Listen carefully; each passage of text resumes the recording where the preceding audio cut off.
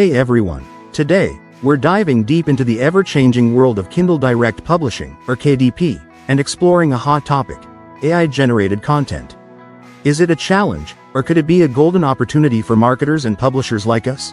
As many of you know, KDP's stance on AI-generated content has been stirring up quite the conversation among authors and creators. With AI technology advancing so rapidly, creating content at scale is easier than ever. But what does this mean for originality and quality? On one hand, AI can produce well-researched and well-structured content. But here's the catch: it often lacks the creative flair and unique perspective that we as human authors bring.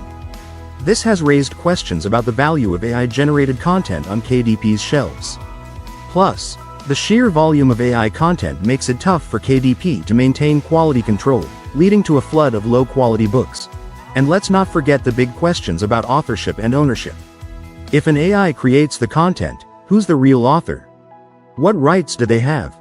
But here's where we see an opportunity. In October, KDP began regulating AI content, restricting AI-created ebooks to 3 per day.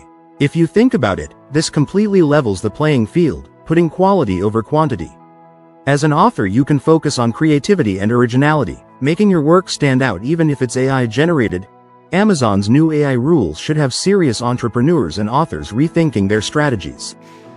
Because if you're able to produce 3 ebooks per day, you can really rake in some serious profits.